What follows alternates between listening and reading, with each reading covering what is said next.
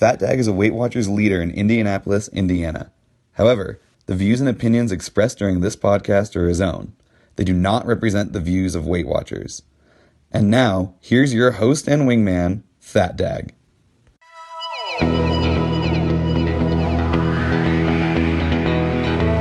I am your host, FatDag. You're listening to WhysAdvice. My weight loss journey failed when I focused on how. It wasn't until I switched my focus to why that I truly transformed myself. Join the show on the web at FatDag.com and follow along on Facebook, Twitter, and Instagram, all at WhysAdvice. Send in your comments, your questions, and your celebrations. I'll include them as part of the show. But before we dive in, remember, when you're out of points, stop eating points. Hey, I'm honored to be your wingman as we walk through this journey together because I believe in you. Well, hello there. Welcome to episode 151 of WhysAdvice, and it's always good to be here. I want to open the show with a post I put out on Connect, and I shared it across all the social media today. A little bit of oversharing for sure. But I call it managed obesity. And it was a term that kind of was given to me earlier this month. I don't know if it was somewhat by accident or how it came about, but I'm going to share a little bit of that story with you. For those of you who haven't found the post, it's on FatDag.com. Click on blog.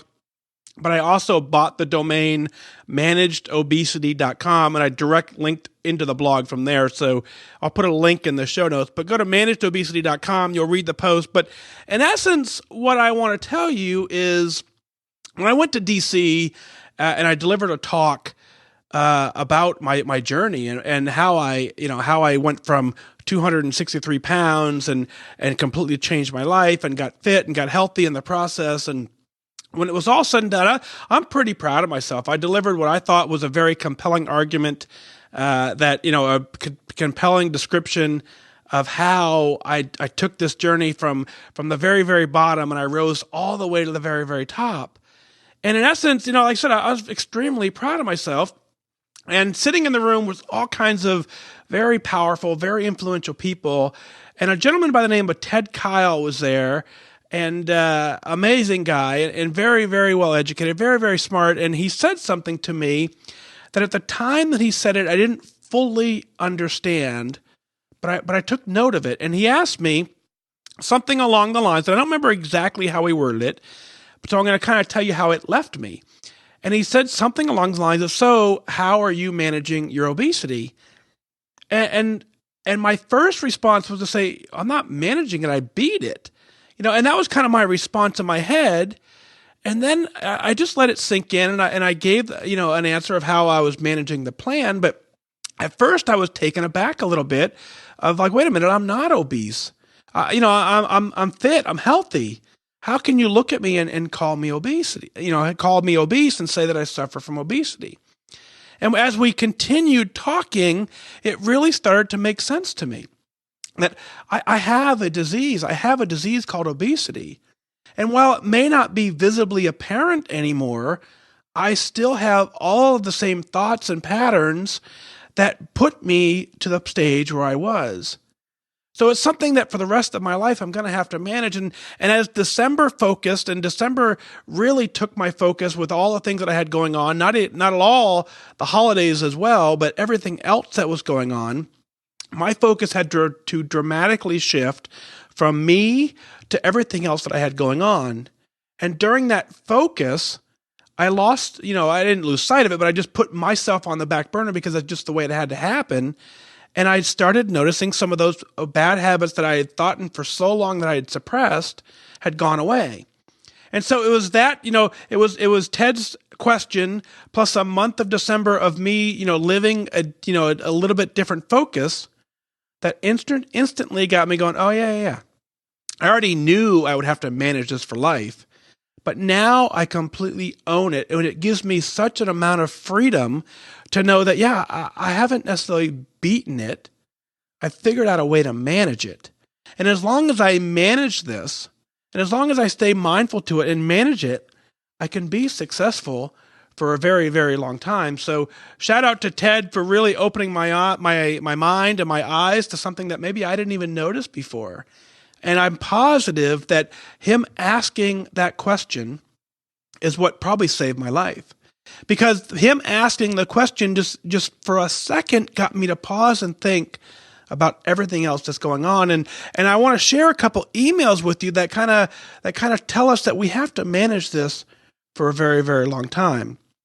The first email comes in from Pam, and Pam says, I've been trying to believe in myself and not run to food when emotions take over, especially when I am overwhelmed.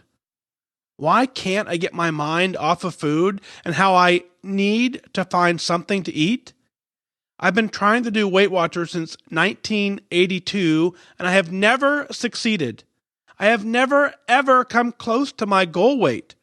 It's like I'm a spoiled child. I want food when I want it. Please help me. Pam. Pam, I got a couple emails that I dug out that just happened to come in around the same time as yours. And I dug them out specifically because I got a couple things for you as far as the best way I know to help you is to get you into the community that you're already in, to get you into a group of people who are doing what you're trying to do and simply show you that it's possible. I can't tell you how to do it. I can't tell you what you need to do day in and day out. I can't walk with you day in and day out. I can walk with you in the broader sense. I can tell you I believe in you. I can show you story after story after story of people who have been successful trying to do exactly what you've done, but you have to do this. And I think in a lot of ways it relates to my opening comments is that this is a disease that a lot of us are going to have to live with for the rest of our lives. And we can let it get the best of us, or we can get the best of it, but it's not going to go away. The feelings that you described, the frustration that you've described, the fact that you're like a spoiled child, you say you want food when you want it in your words, that's an addiction. That's a disease that left untreated and unmanaged will continue to get the best of you. The good news, though, Pam, is that it's possible to manage it. It's possible to get the help that you need. We have to find out what that is for you, but you can do it. And I want to tell you, Pam, that in the Wise Wingman community, that it's a Facebook group that we have. Go to WhysWingman.com. There's folks in there. It's 100% non-judgmental. We're all in there doing the same thing, working the same way. And I want to let you know that we believe in you. We know you can do it. And why do we know we can do it? Because I want to read you a couple emails of folks who were probably just like you who did it and who are doing it. Out of Andover, Kansas, Brandie writes in and says, FatDag, I will tell you I've done Weight Watchers countless times, and I kept losing and gaining the same 5 to 7 pounds and always quit saying it just doesn't work. I joined on my husband's birthday, October 16th, 2017, which was also 3 weeks postpartum. I met my 5% goal tonight, which I've never done. Next up is Wonderland and 10%. I'm 34. I have 3 kids, ages 8, 2.5, and a 3-month-old. I haven't seen anything under 200 since before my last pregnancy. I can see the difference the 11 pounds have made, and that's keeping me motivated. Usually when I'm dieting, I can get to 189 to 190, but I give up and I go back. Well, not this time. I feel good and my clothes are fitting. I can wear a normal size towel. My pre-pregnancy jeans fit. No more looking like a busted can of biscuits. I can get my engagement and 2 wedding bands on, no problem, and I've discovered that I have hip bones. I was asked tonight why this time is different. Honestly, I'm sick and tired of being tired, and I want to run and play with my children and having diabetes in my family history. I need to do this for me. I have found that I can focus and be in the mindset when I use my Happy Planner, which is a brand, which yes, is double tracking, but it's like a journal, and I can add to the pages to the sleeve and pictures.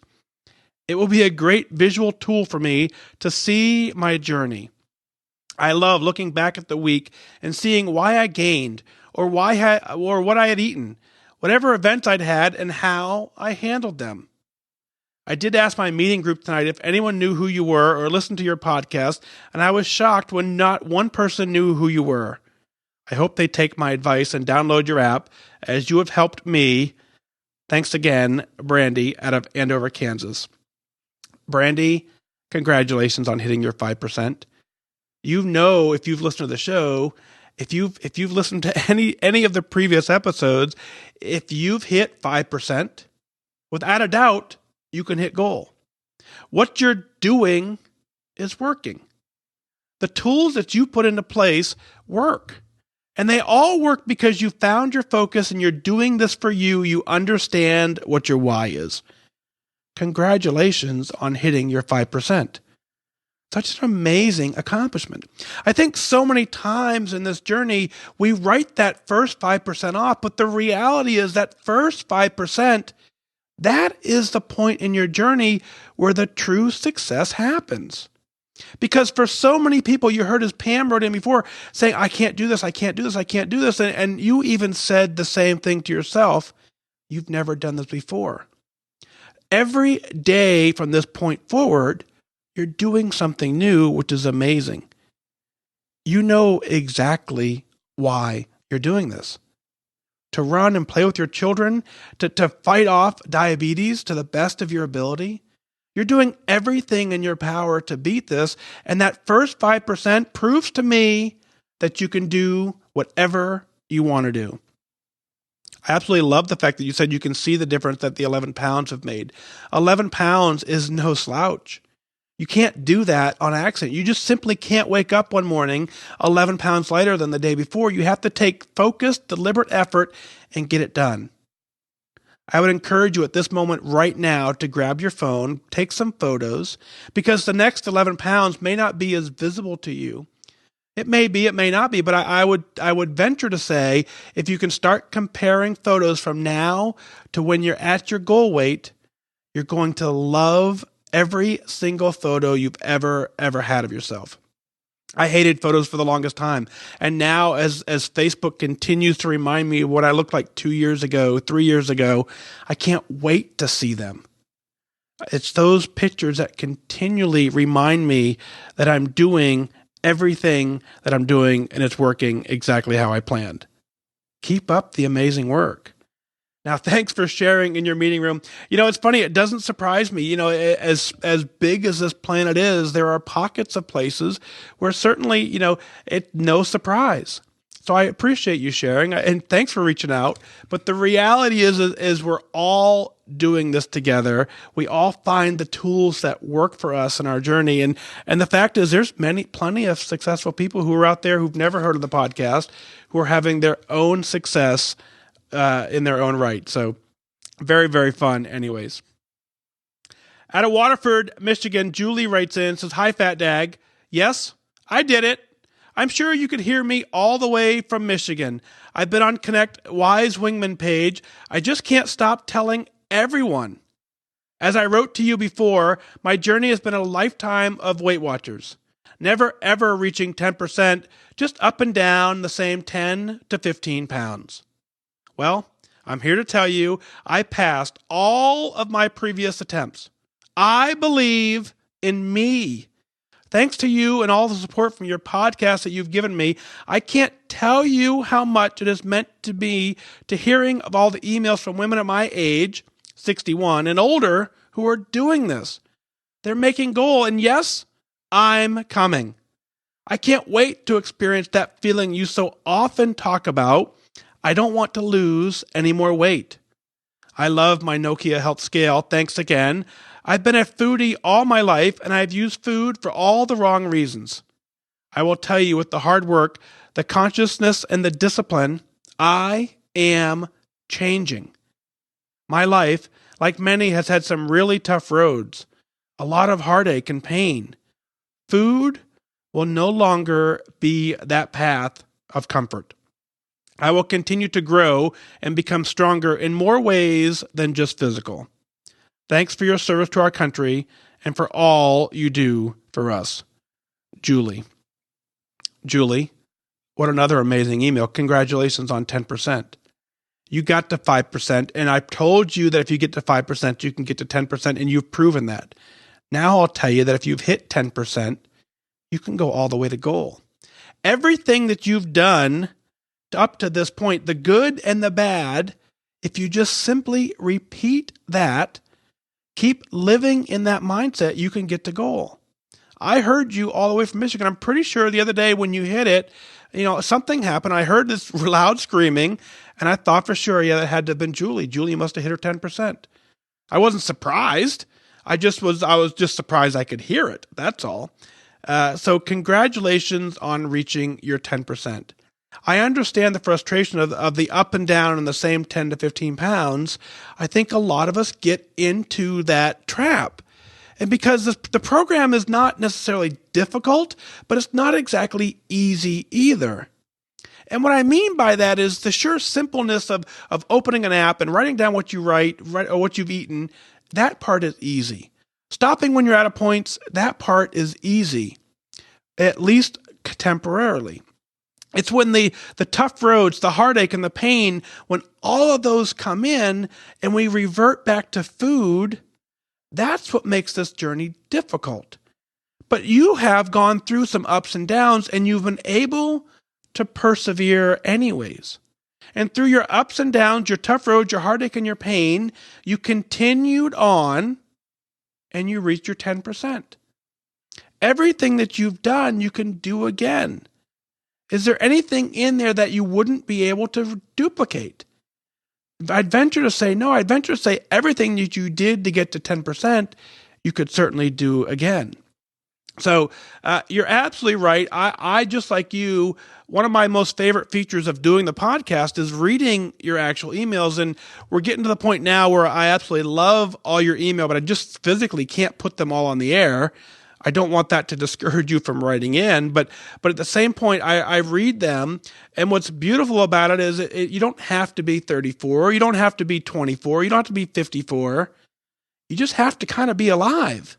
And as long as you're alive, you can get this done. Doesn't matter how old you are. And I think so many times we just make the assumption that as we get older, we're supposed to become unhealthy. And that's certainly not the case. I have an uncle who's he's never been overweight his entire life, but he eats so healthy. He's such a healthy guy. He's at the point where he just has a healthy, natural lifestyle, and that's enabled him to live a long, healthy, happy life. That's what we're after. And it doesn't matter how old we are. It's how we treat our body. It's how we take care of our body. We absolutely can get it done. And you're right, the food is no longer the path to comfort. And when you recognize that, it's very difficult to continue to keep that at bay. But when you recognize it, it gives you the power to get it done. Now, you hit your 10%. Press on to goal. Do everything that you did to get here and keep on going. And I'm just excited to hear you and proud of you. Julie, way to go. Keep up the great work. And as we opened the first set of email, it came in from Pam, and Pam said, I'm not sure I can do this. Pam, Julie did it. Brandie did it. Hundreds and thousands of people have done this. And every one of them started in the same place that you did, is that I didn't believe I could do it. Pam, I'm telling you, this is possible. I certainly can't tell you how for you. I can't tell you why for you. I simply can tell you that if you want it, it's doable. Check into the Facebook group, thewhisewingman.com. Get in there, hang out with some of us in there. Hopefully you're on Facebook. If not, dig in to connect. Find a group of people who are doing what you're trying to do. Watch them. Take notes for them and adjust your plan. Don't follow them blindly. Don't simply just do what they do, because that's not going to work for you. But what I want you to do, I want you to see the things that they're doing and adapt that to your lifestyle and do what you need to do to get it done. And once you get it done, the journey becomes way more fun, and we start walking the journey.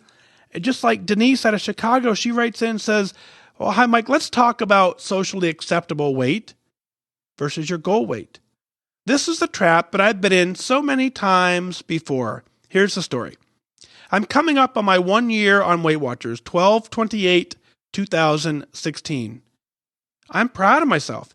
I lost 46 pounds by July 2017. I've been maintaining this loss for the last half of this year. Yay!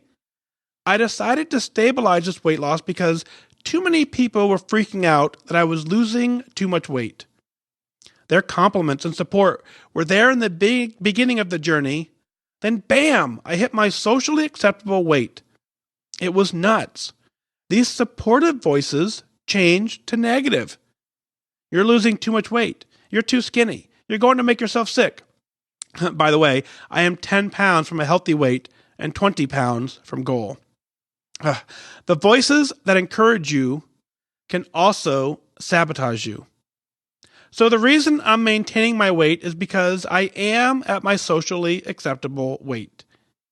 Reaching my socially acceptable weight has always been my pivot point. In the past, I let the voices of my family and friends win. I listened to them. I ate the offered food and I regained the weight. And so the story goes. This time, my plan is to trick them. Over the last 6 months, I have lulled them into a false sense of security by maintaining my weight. Their voices have quieted. They support me. Over the last 2 weeks, I am telling them that I have 20 more pounds to lose, and I'm going back into weight loss mode on my 1 year anniversary.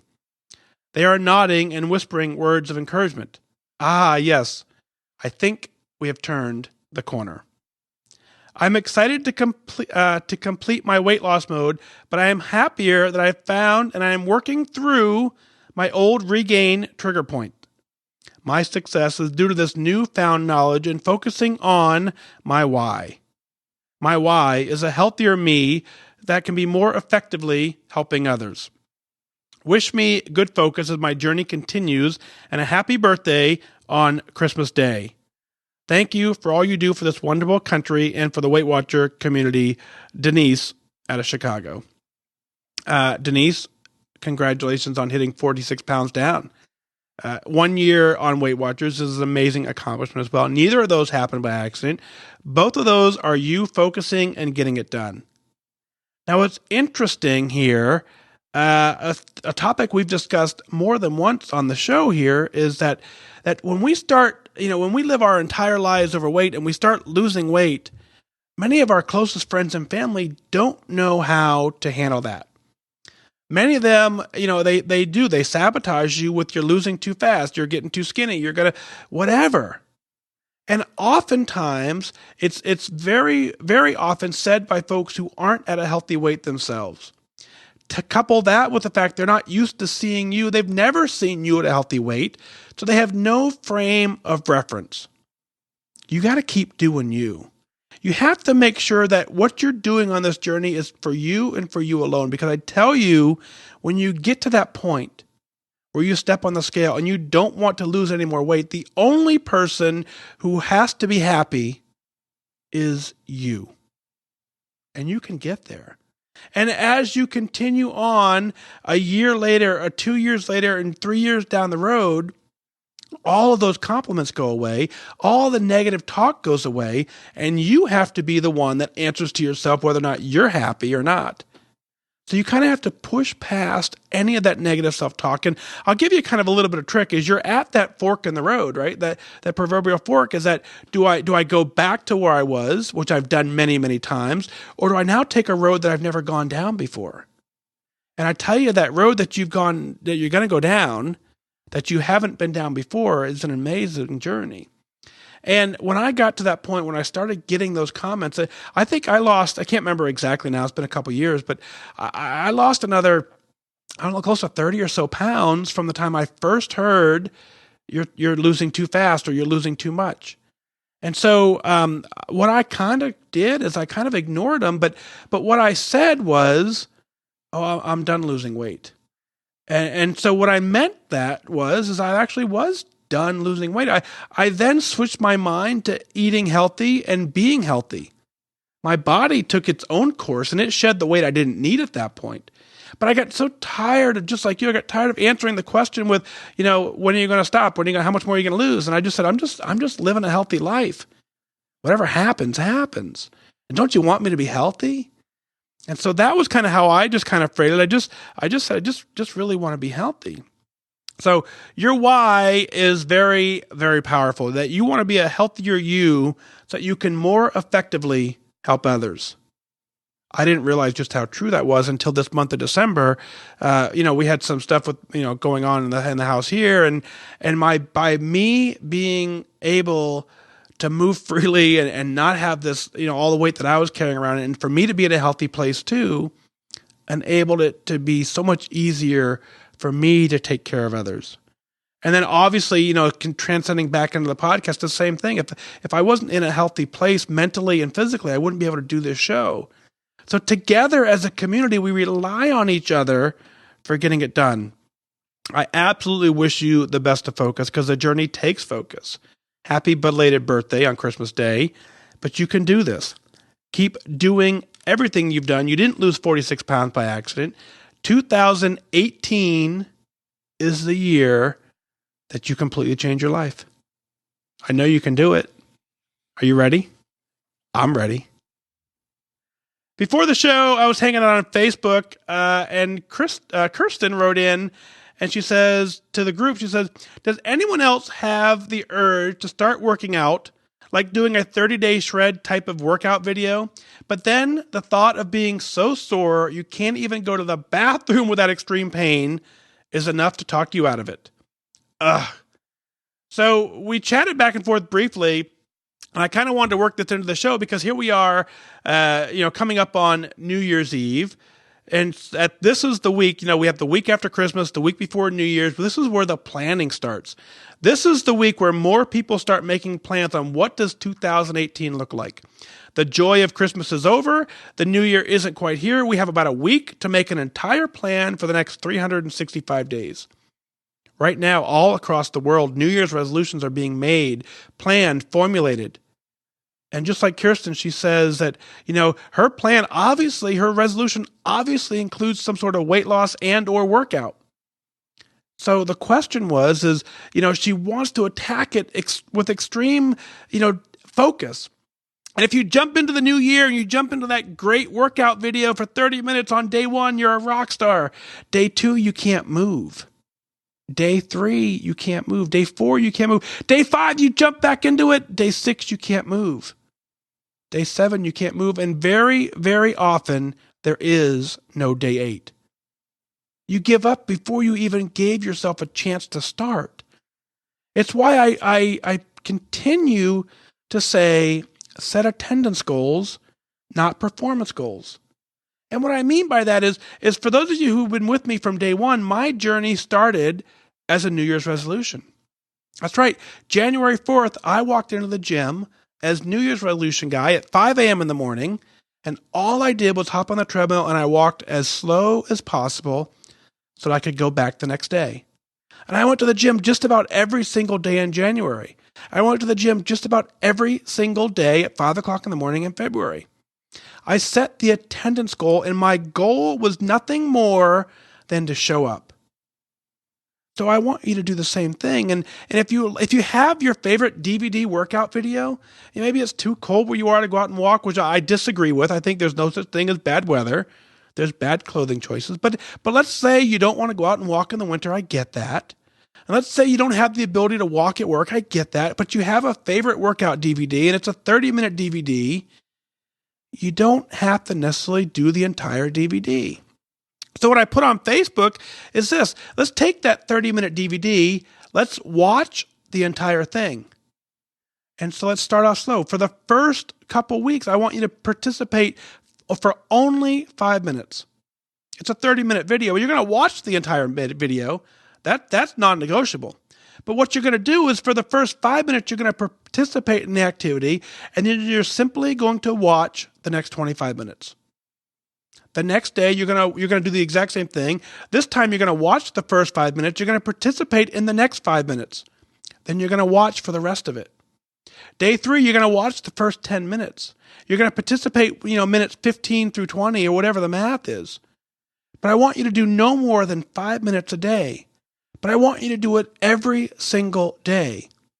This will leave you at a point where you're not sore and you can continue to do this. But more importantly, it'll leave you in a place where every morning, every afternoon, whatever your schedule is, you get up, you put the DVD in, and you do something. Now, after about a month, maybe even 2, you can take that 5 minutes and you can work it into 7. You can work it into 8. But I want you to focus on doing it every single day as an attendance goal, not as a performance goal. When you build the healthy habit of just doing it every day, that is what will keep you and motivate you and get you all the way to goal. If you go after this Navy SEAL kickboxing cardio super duper workout and you get it done for one day, but you can't move for a week, you haven't done anything. So I want to talk about New Year's resolutions. Email in specifically. Let me know what your New Year's resolution is. Let me know what your resolutions for last year were. Did you accomplish them? Do they roll over for this year? If they do, that's great. What are you going to do differently this year to get them done? If you're going to start a brand new resolution, I want to know what your plan is. Let's spend the next week or so on this show talking about our New Year's resolutions, talking about the things that we want to do to completely change our life and celebrate. What is it that you're celebrating? Let's share it on the air. Go to FatDag.com, click on WhysAdvice Podcast, send in your celebrations, your comments, your questions. I will work them in as part of the show. I want you to email in your celebrations because I want you to be very proud of what you're doing. As you heard in the show earlier, we have people reaching their 5% goal, their 10% goal. It doesn't matter how old they are. They're yelling all the way from Michigan. The whole country can hear it when they reach their 10% because it's something that they're proud of. Absolutely proud of. When you do something that you've never done, it's a result of you doing things that you've never done. That celebration, that pride is what will carry you all the way to goal. Well, that's going to do it for this time. Remember that losing weight and getting healthy has nothing to do with luck. You have to remain disciplined and focused. Set your sights on your goal and go after it. I wish you good focus.